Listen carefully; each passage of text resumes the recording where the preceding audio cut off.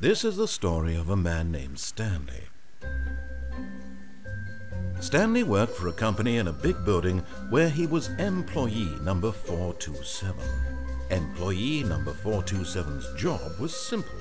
He sat at his desk in room 427 and he pushed buttons on a keyboard. Orders came to him through a monitor on his desk, telling him what buttons to push, how long to push them, and in what order.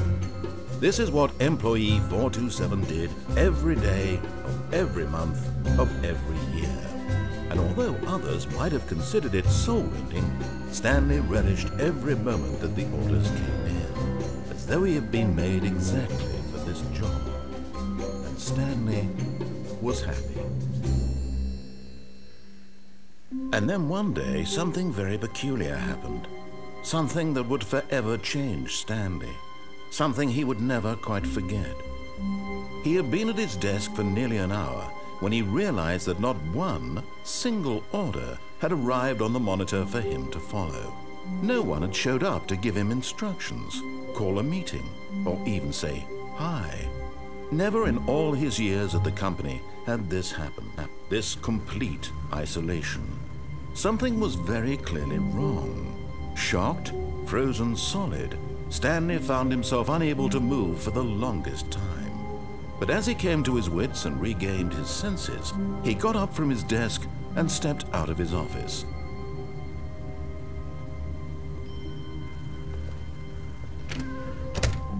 But Stanley simply couldn't handle the pressure. What if he had to make a decision? What if a crucial outcome fell under his responsibility? He had never been trained for that. No. This couldn't go any way except badly.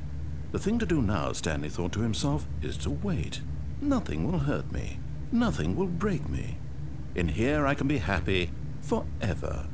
I will be happy. Stanley waited. Hours passed, then days.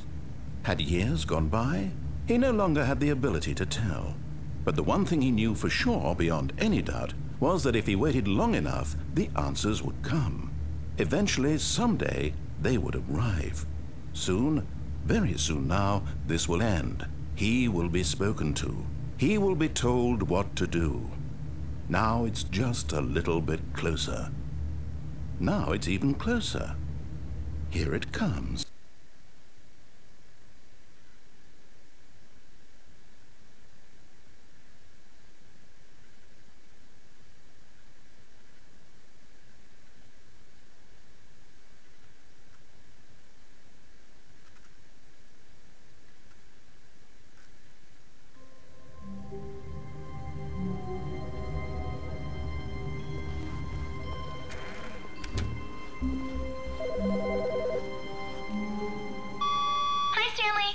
Just wanted to leave you a message to let you know there's a few things I need you to pick up on your way home from work today. We need milk, cereal, dish soap, spaghetti, anything of sugar, bread, and coffee beans, which I'm going to like. Let me know if there's anything When Stanley came to a set of 2 open doors, he entered the door on his left.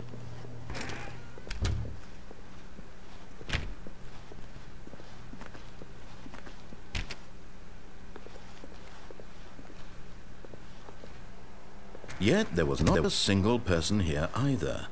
Feeling a wave of disbelief, Stanley decided to go up to his boss's office, hoping he might find an answer there. Stanley stepped into the broom closet, but there was nothing here, so he turned around and got back on track.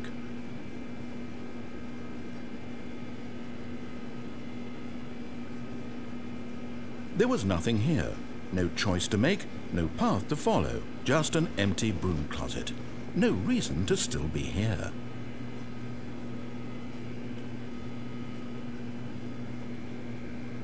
It was baffling that Stanley was still just sitting in the broom closet. He wasn't even doing anything. At least if there was something to interact with, he'd be justified in some way. As it is, he's literally just standing there doing sweet FA.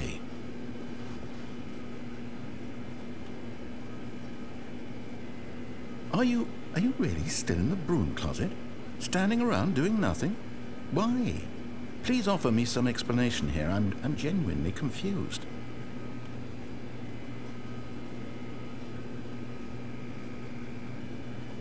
You do realize there's no choice or anything in here, right? If I'd said Stanley walked past the broom closet, at least you would have had a reason for exploring it to find out. But it didn't even occur to me because literally this closet is of absolutely no significance to the story whatsoever. I never would have thought to mention it.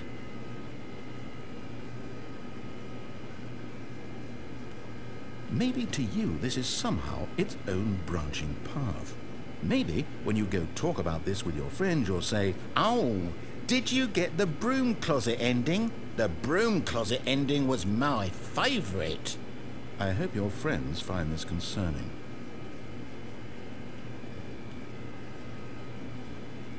Stanley was fat and ugly and really stupid. He probably only got the job because of a family connection. That's how stupid he is. That or with drug money. Also, Stanley is addicted to drugs and hookers. Well, I've come to a very definite conclusion about what's going on right now. You're dead. You got to this broom closet, explored it a bit, and were just about to leave because there's nothing here, when a physical malady of some sort shut down your central nervous system and you collapsed on the keyboard. Well, in a situation like this, the responsible thing is to alert someone nearby so as to ensure that your body is taken care of before it begins to decompose. Hello? Anyone who happens to be nearby? The person at this computer is dead. He or she has fallen prey to any number of your countless human physiological vulnerabilities. It's indicative of the long-term sustainability of your species. Please remove their corpse from the area and instruct another human to take their place at the computer, making sure they understand basic first-person video game mechanics and filling them in on the history of narrative tropes in video gaming, so that the irony and insightful commentary of this game is not lost on them. All right, when you've done that, just step out into the hallway.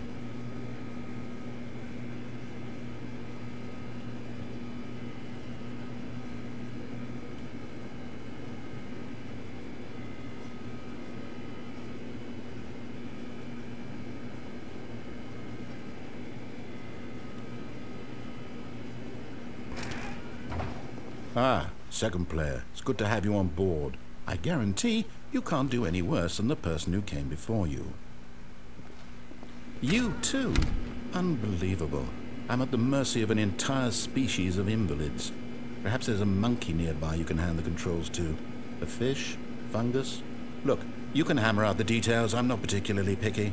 I'll just be waiting for when you're ready to pick up the story again.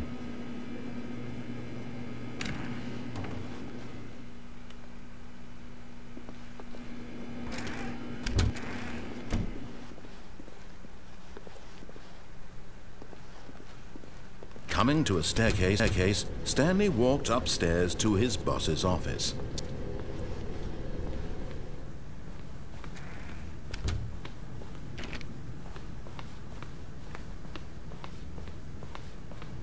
Stepping in.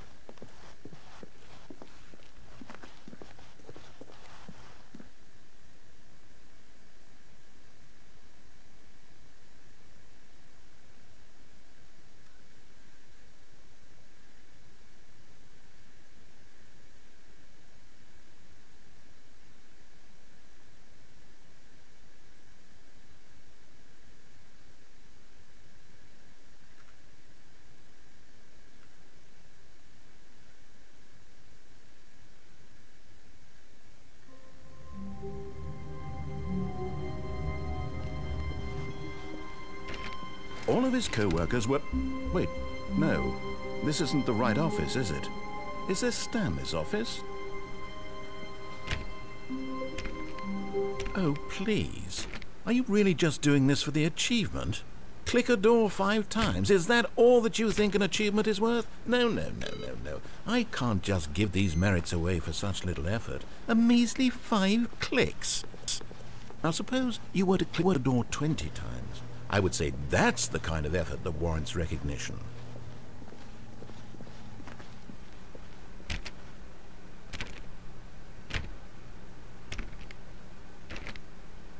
I have to say, I'm still not feeling the satisfaction of witnessing true effort for a noble cause. Perhaps 50 clicks will do it. Yes, almost certainly 50 clicks.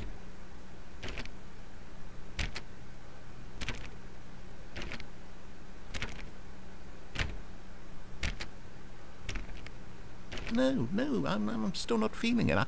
I want this achievement to have meant something. It has to be a true reward for valiant effort. I want to see some hustle, Stanley. I want to see commitment, a willingness to go all the way, no matter what the cost. Why don't you go put 20 clicks into door number 417?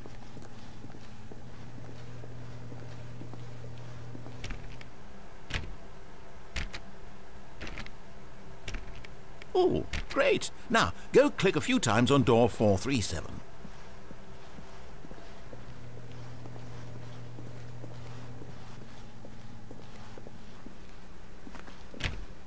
Excellent. I think we're getting somewhere. Now, door 415. Let's give it 10 clicks or so.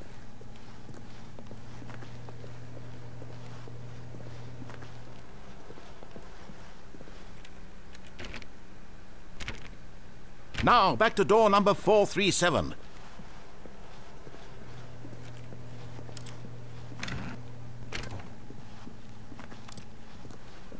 Let's see. How about you click on, well, I don't know, the copy machine. All right, back to room 417. I'm really feeling it now. I think we're getting somewhere. Okay, now go climb on employee 419's desk. Yes! This is great! You're putting it all on the line, Stanley. I like that. All right, let's keep it up. Go give me a few clicks on door 416.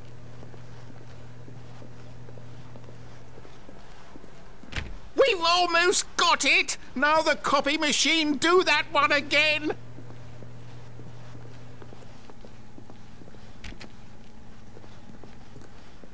Finish it off, Stanley! 5 clicks on door 430! Yes! We did it! Oh, wow. That felt amazing. Oh, you really earned it, Stanley. Nothing could hold you back. Yes, I'm very proud of how far we've come today. Just think, only a few minutes ago you believed an achievement was worth 5 little clicks. Really now, what were you thinking?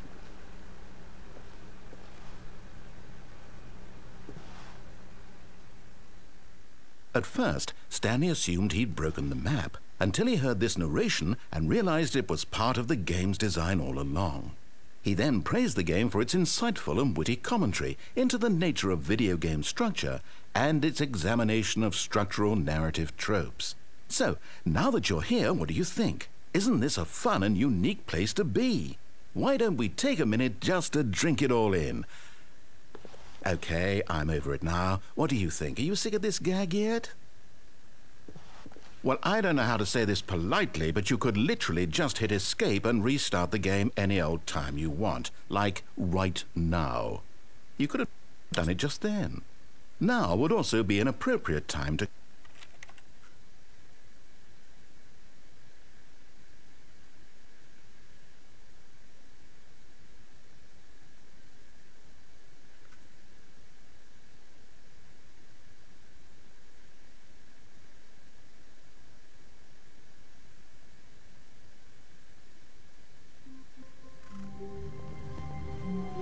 Stanley knew the office layout like the back of his hand, and it was only a matter of time before he found the others, wherever they were.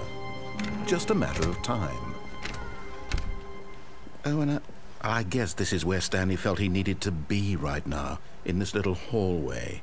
Here, with no distractions, to study room 417. Not to actually enter it. No, no, no, no. That would be far too forward. Stanley wanted to know it from the outside. To see it not just with his eyes, but with his heart.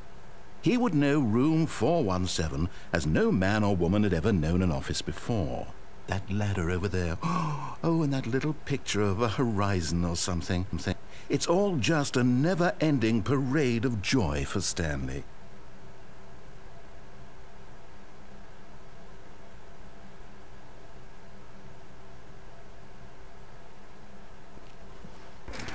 Ah, no, apparently not.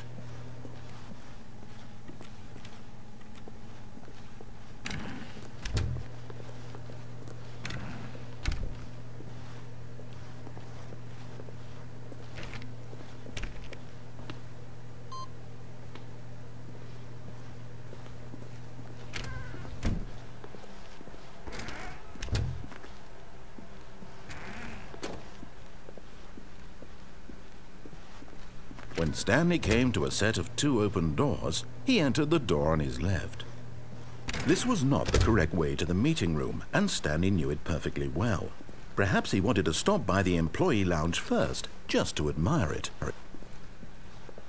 Ah, yes, truly a room worth admiring. It had really been worth the detour after all, just to spend a few moments here in this immaculate, beautifully constructed room. Stanley simply stood here, drinking it all in. But eager to get back to business, Stanley took the first open door on his left. Stanley was so bad at following directions, it's incredible he wasn't fired years ago.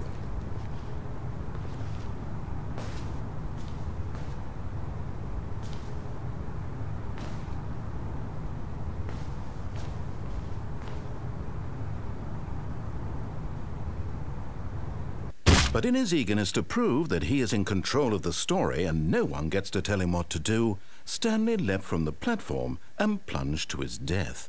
Good job, Stanley. Everyone thinks you are very powerful.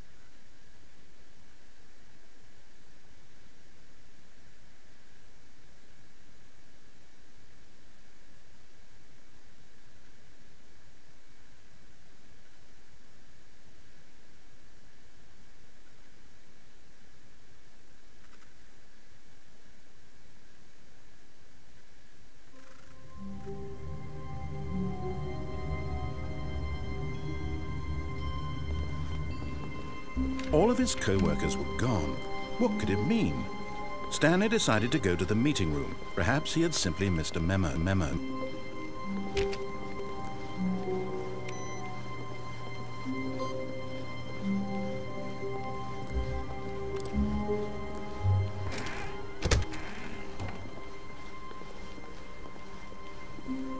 When Stanley came to a set of 2 open doors, this was not the correct way to the meeting room, and Stanley knew it perfectly well.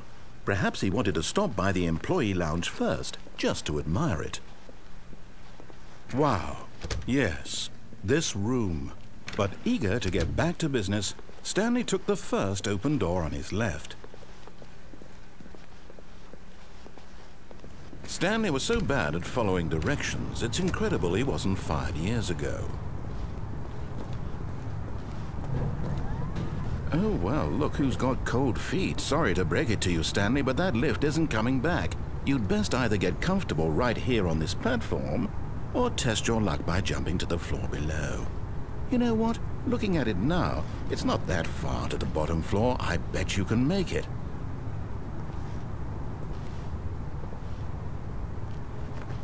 Come on. I'm sure you'll survive the jump. Don't tell me you're scared. That's not the Stanley I know. Do it! Do it! Do it! Do it! Do it! Do it! Do it!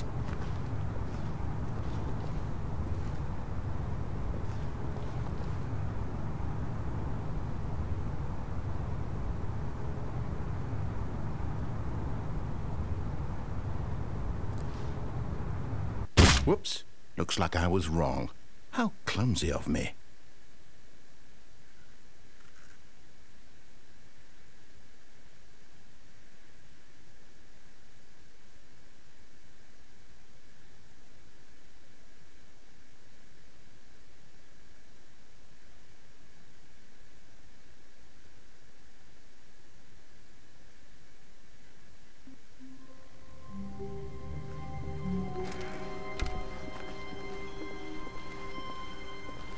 When Stanley came to a set of 2 open doors, he entered the door on his left.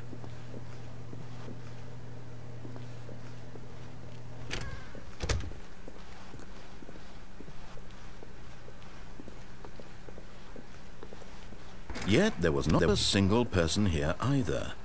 Feeling a wave of disbelief, Stanley decided to... Oh, no, not again. I won't be part of this. I'm not going to encourage you. I'm not going to say anything at all. I'm just going to be patient and wait for you to finish whatever it is you enjoy doing so much in this room. Please take your time.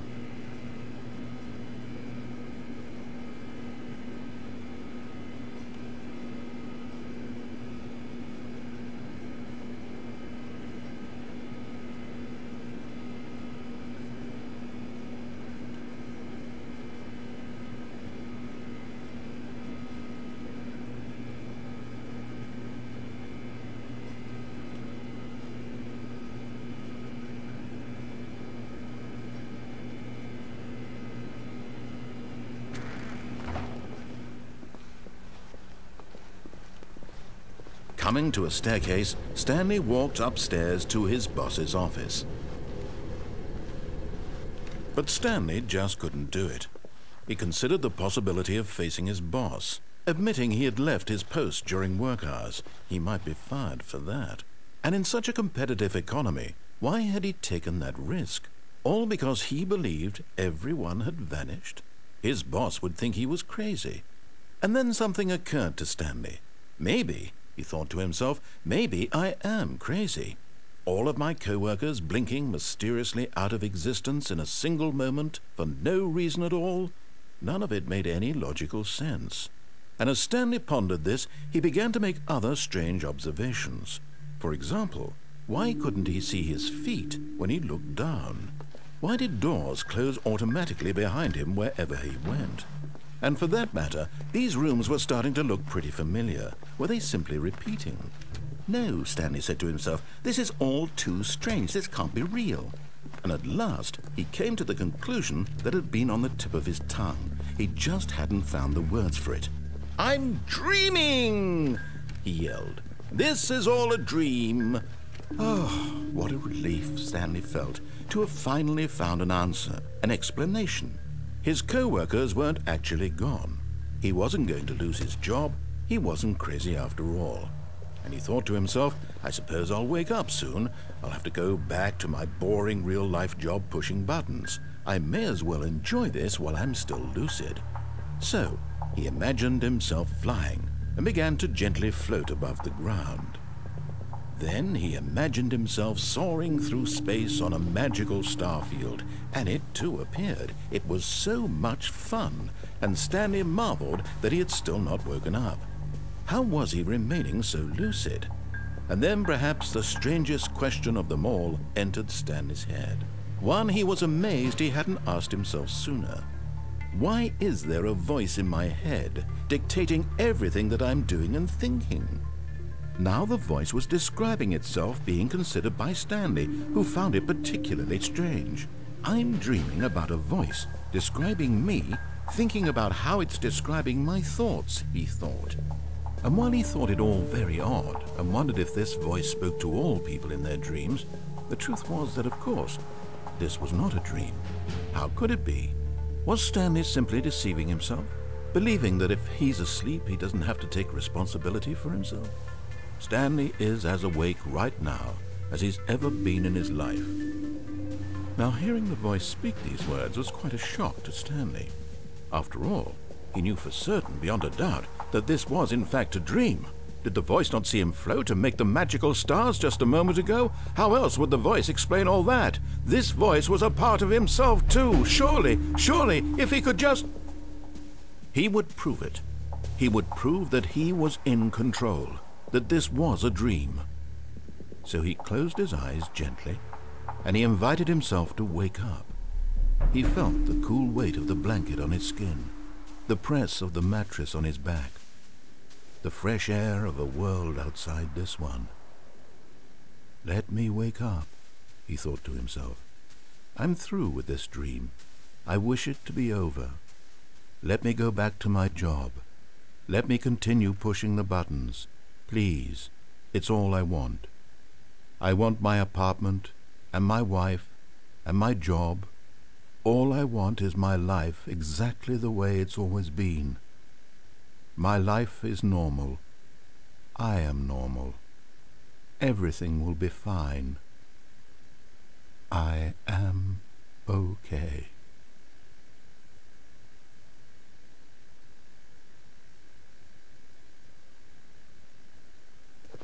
Stanley began screaming. Please, someone, wake me up. My name is Stanley. I have a boss. I have an office. I am real. Please, just someone tell me I am real. I must be real. I must be. Can anyone hear my voice? Who am I? Who am I? And everything went black.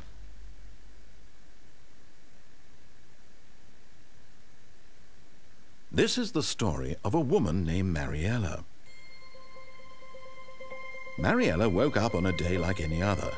She arose, got dressed, gathered her belongings, and walked to her place of work. But on this particular day, her walk was interrupted by the body of a man who had stumbled through town talking and screaming to himself, and then collapsed dead on the sidewalk. And although she would soon turn to go call for an ambulance, for just a few brief moments she considered the strange man. He was obviously crazy, this much she knew. Everyone knows what crazy people look like. And in that moment, she thought to herself how lucky she was to be normal. I am sane. I am in control of my mind. I know what is real and what isn't. It was comforting to think this, and in a certain way, seeing this man made her feel better. But then she remembered the meeting she had scheduled for that day. The very important people whose impressions of her would affect her career, and by extension, the rest of her life. She had no time for this, so it was only a moment that she stood there, staring down at the body. And then she turned and ran.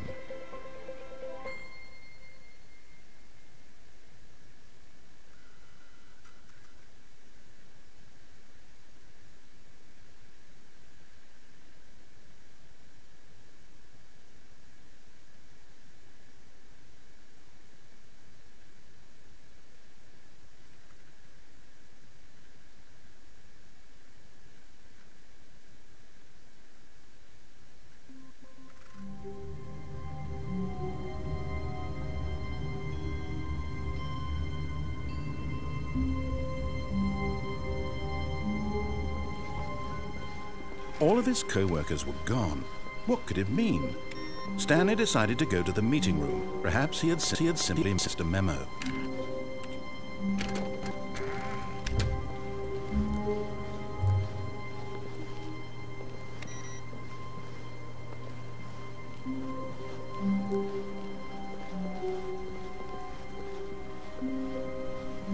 When Stanley came to a set of 2 open doors, he entered the door on his left.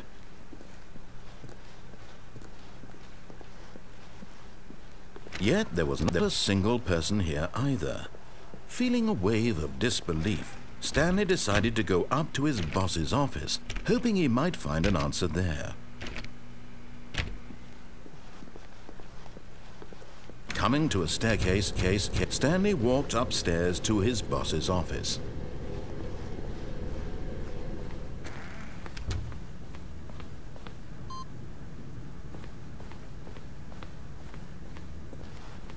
Stepping into his manager's office, Stanley was once again stunned to discover not an indication of any human life. What could it mean? Stanley wondered aloud to nobody. He began wildly tearing through papers on the boss's desk, pulling books off the shelf, looking behind paintings, desperate for clues to his situation. But his attention was caught by a keypad behind the boss's desk. What could its purpose be? In fact, this keypad guarded the terrible secret that lay buried below his feet. And so the boss had assigned it an extra secret PIN number, 2845. But of course, Stanley couldn't possibly have known this.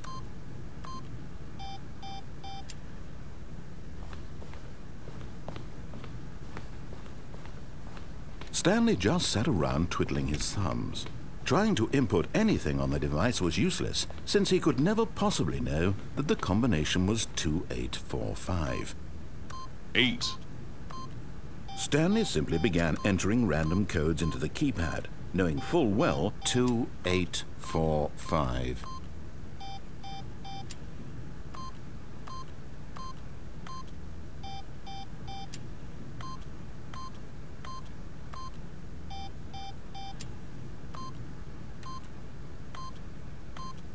Forgot, but it turns out that the panel's emergency override kicked in, and the door just opened all by itself, and Stanley got the hell along with the story.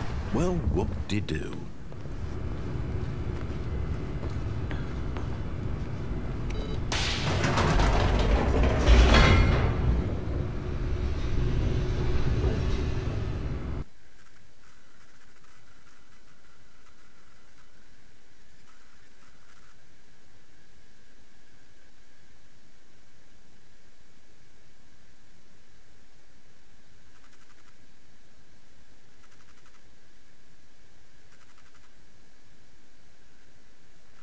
Descending deeper into the building, Stanley realized he felt a bit peculiar.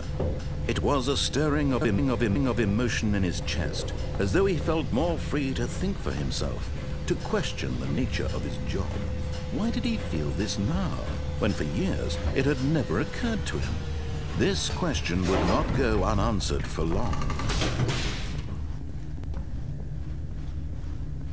Stanley walked straight ahead through the large door that read Mind Control Facility.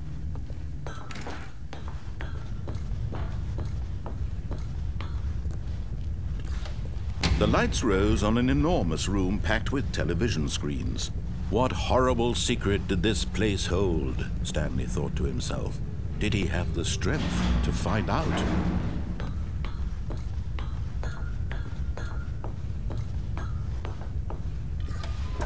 Now the monitors jumped to life, their true nature revealed. Each bore the number of an employee in the building, Stanley's co-workers. The lives of so many individuals reduced to images on a screen, and Stanley, one of them, eternally monitored in this place where freedom meant nothing.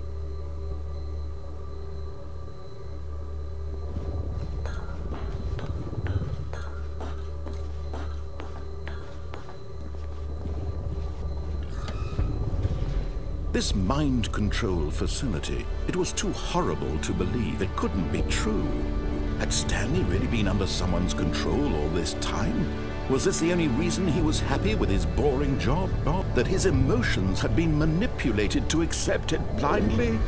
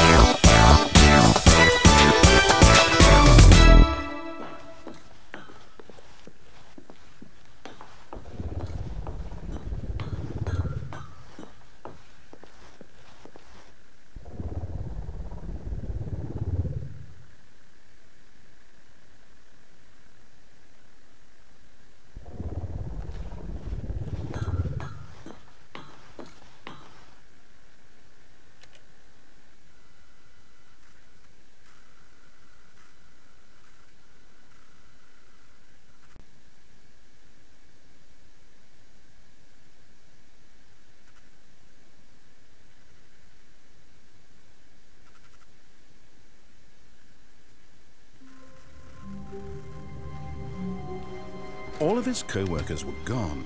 What could it mean? Stanley decided to go to the meeting room. Perhaps he had simply missed a memo. No matter how hard Stanley looked, he couldn't find a trace of his co-workers. Stanley went around touching every little thing in the office, but it didn't make a single difference, nor did it advance the story in any way.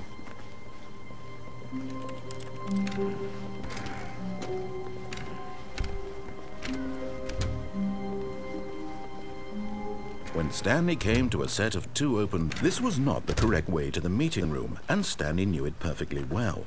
Perhaps he wanted to stop by the employee lounge first, just to admire it. Standing now in this incredible room, Stanley for the first, but eager to get back to business, Stanley took the first open door on his left.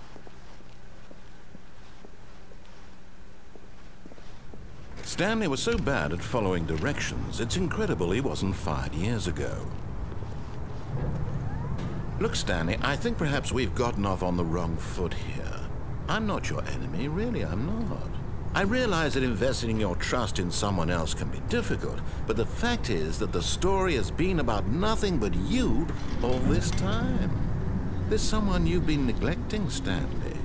Someone you've forgotten about. Please, stop trying to make every decision by yourself. Now, I'm not asking for me, I'm asking for her. This is it, Stanley. Your chance to redeem yourself, to put your work aside, to let her back into your life. She's been waiting. That's her, Stanley. You need... Oh, no, you can't... Did you just unplug the phone? Now, that wasn't supposed to be a choice. How did you do that? You actually chose incorrectly? I didn't even know that was possible. Let me double check.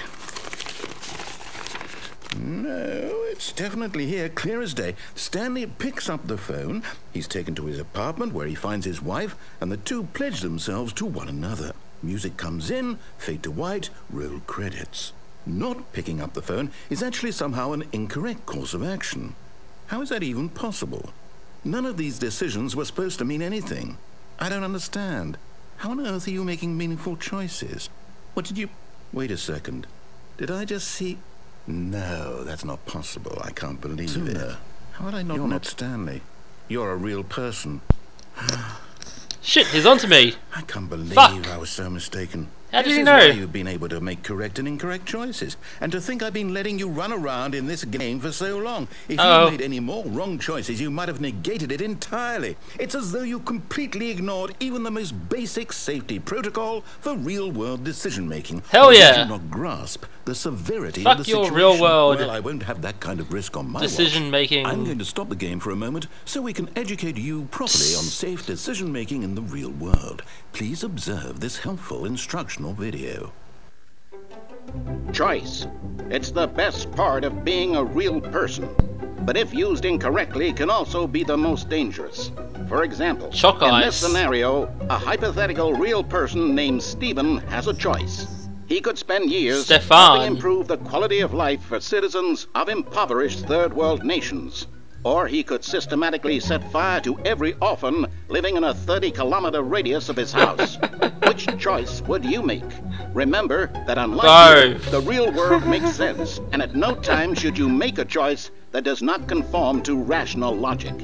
If you find yourself speaking with a person who does not make sense, in all likelihood, that person is not real. So Allow I'm the not person real. to finish their thought, then provide Since an I'm having a excuse conversation why you with cannot continue myself. talking. Turn to a partner and practice saying, "My goodness, is it 4:30? I'm supposed to be having a back, sack, and crack." It's 5:18 p.m. Practice? Who?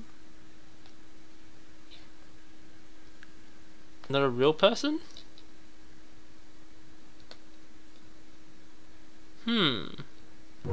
Excellent.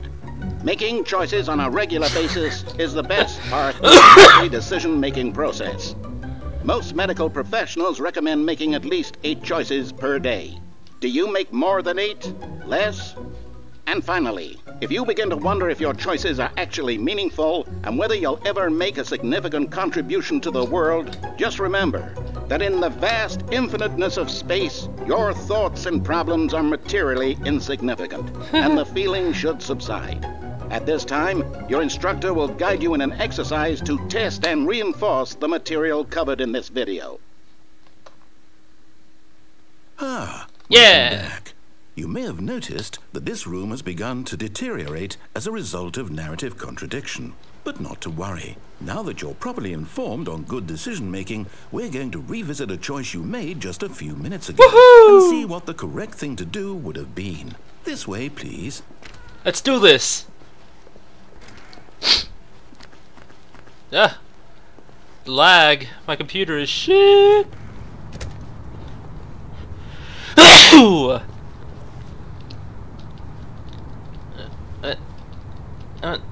They put an invisible wall there.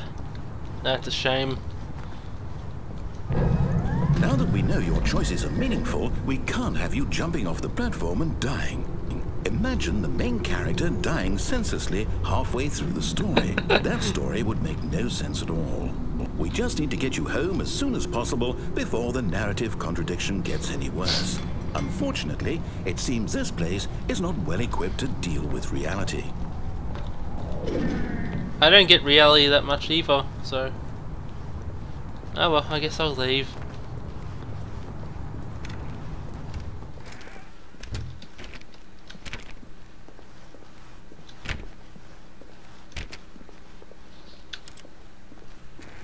Almost there. You'll take the door on the left, back to the correct ending, and the story will have resolution once again, and you'll be home free in the real world. Now remember, all you need to do is behave exactly as Stanley would. That means choosing responsibly and always putting the story first. I'm quite sure you'll be up to the task. Just follow my lead and you'll be fine. All right. When Stanley came to a set of 2 open doors, he entered the door on his left.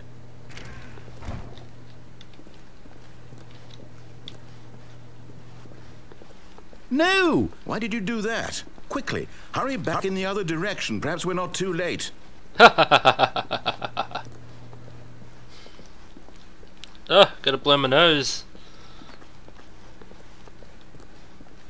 Oh, it's ruined. I can't believe, after everything we talked about, that my story, you've destroyed my work. Woohoo! Why? For what? What did you get out of that? What did you think Made was you so angry. special about seeing the game undone? Left here like so much garbage. It's worthless now. And what am I supposed to do? Even if Whoop, there were a touch way the to mic. continue, would it be worth it? To know that my story is now incorrect? How can I go back to that? I can't erase that knowledge. I'll have to live with it forever, reliving its impossibility forever. I couldn't live that way. Is it better to shut the game down entirely? To willingly destroy all of my work? I don't know. What's the answer? What do I do? What do I do? What do I... No, I have to. I have to shut the game down. I have to. I have to. Door. Poor narrator.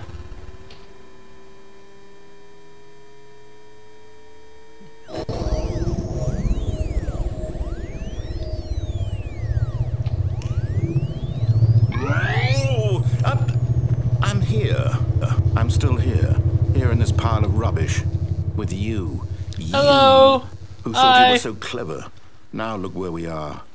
My entire game is destroyed. It was That's the cool. only thing in the world that was mine, and you've run it into the ground. What, did you think that would be funny? You just had to see?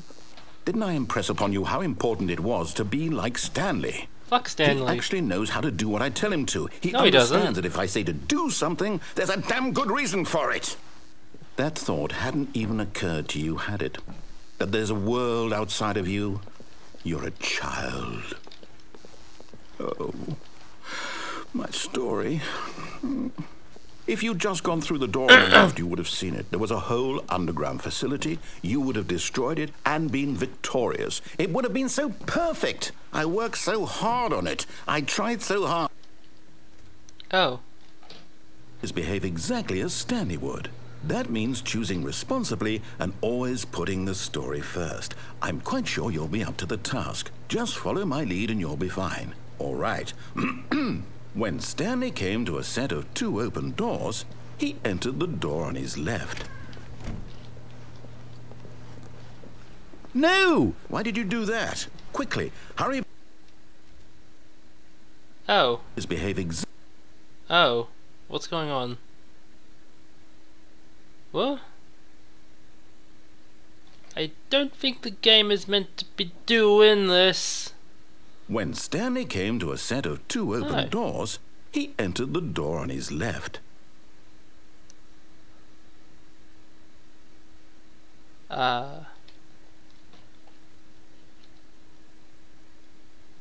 Did the game just glitch out?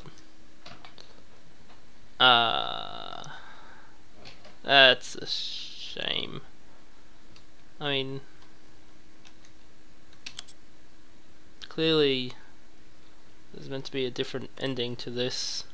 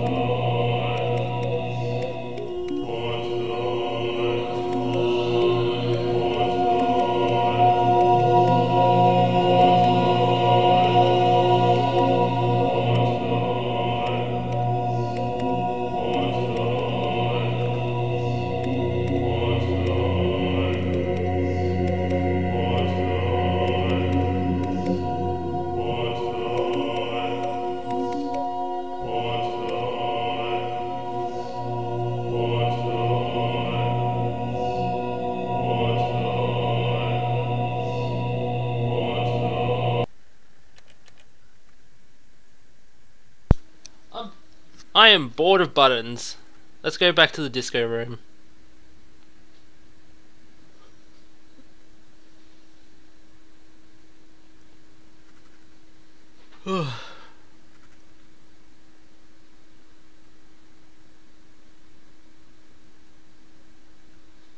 About what?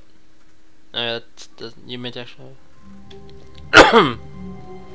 All of his co-workers were gone. What could it mean? What? Stanley decided to go to the meeting room. Perhaps he had simply missed a memo. It's in reverse.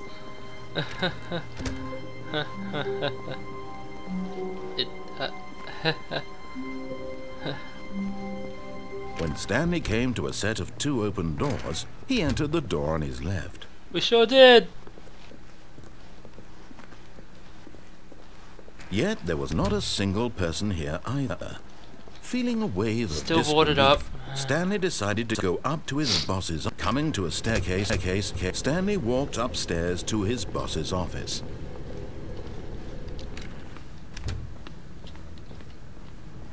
Okay, I think we all know the drill by now. Blah, blah, blah. Dark secrets, the keypad. Stanley pushes some buttons. Oh, hey, look, new passageway. Kill surprise.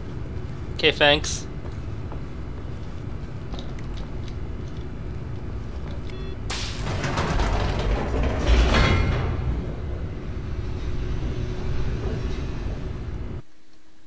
I wonder if that fan on the roof spinning is making a sound for the microphone.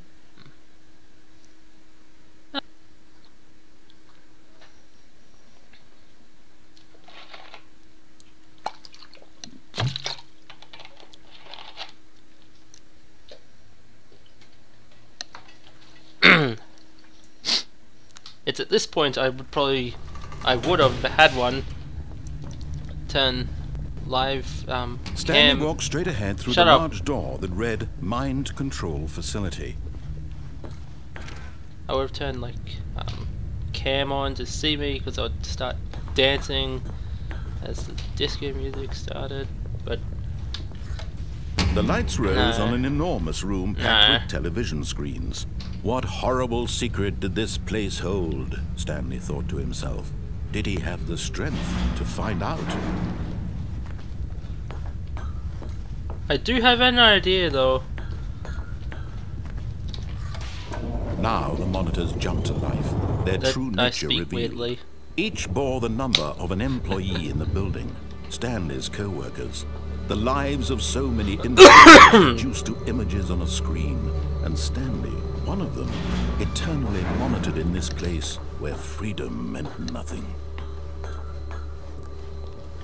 Oh, I This gotta wait for him mind to talk. control facility, it was too horrible to believe. It couldn't be true.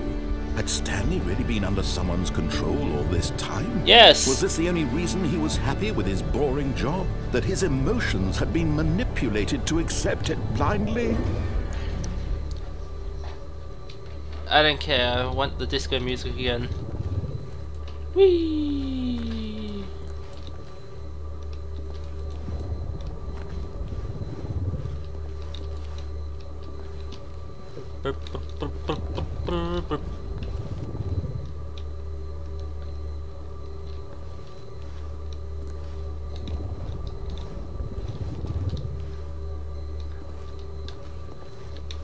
Hold up. Options, keyboard, mouse, duck.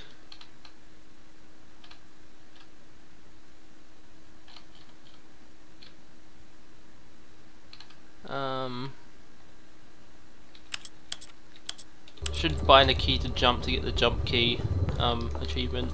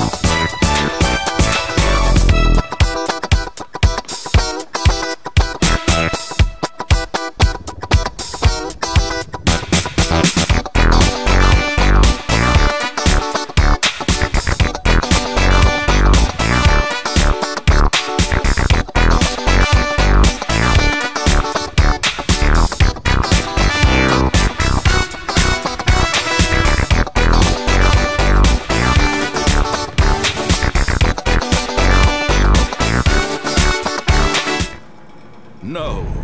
He refused to believe it. He couldn't accept it. His own life in someone else's control? Never! It was unthinkable. Wasn't it? Was it even possible?